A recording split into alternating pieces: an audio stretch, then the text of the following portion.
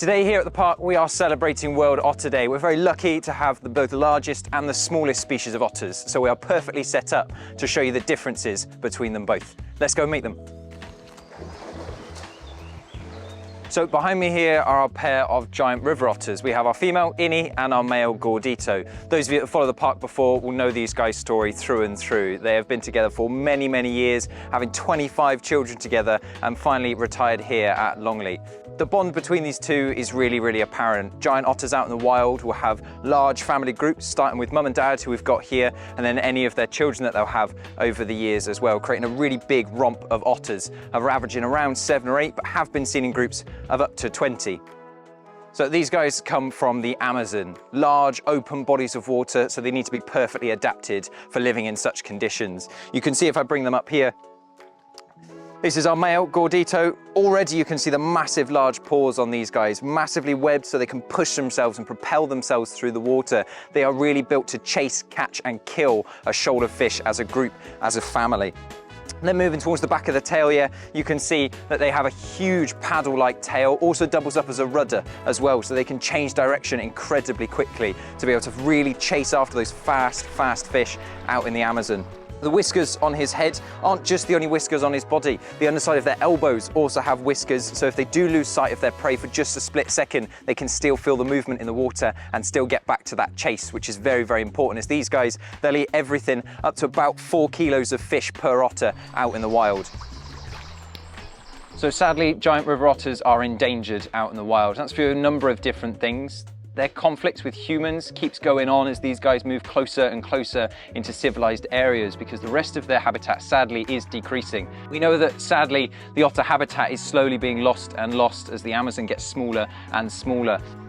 These guys living in the river systems, some people might not think that they'll be affected, but it's actually the fact that there's now farmland and herbicides and pesticides going into the water system that's killing off the fish supply, which then affects, unfortunately, our giant otters in the wild.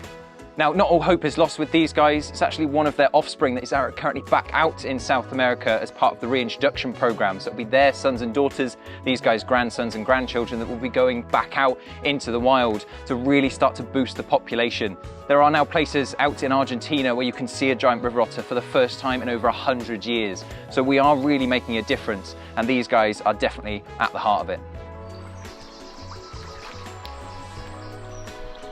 So we're now up in Jungle Kingdom with our amazing Asian short-quilled otters, and we're going to show you what makes these guys so unique compared to their much bigger cousins.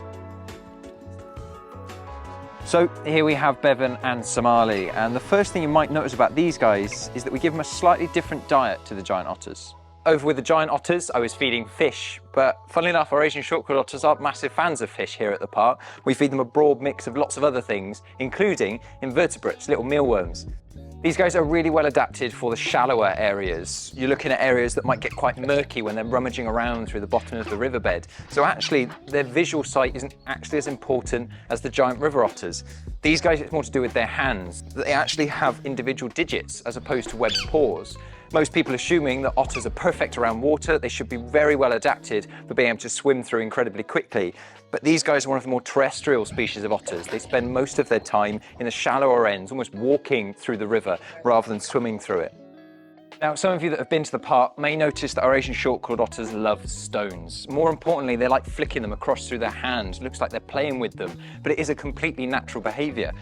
These guys have got increased sensitivity on their palms, and what they're slowly doing over time is training the link between their hands and their brain to be able to be really sensitive, so that even though they can't see their food, they'll still be able to rummage through the water and grab it. And that's where the dexterity of their fingers come in, is that they won't really be using their jaws to grab their food. It's all in the fingers, all in the little digits, that they'll be able to grab those insects, those crustaceans, and then start snacking on them.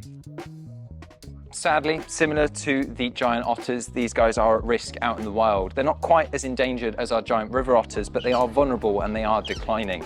Now that is due to some similar reasons. You've got overfishing, habitat loss, but really big one for these guys is the pet trade.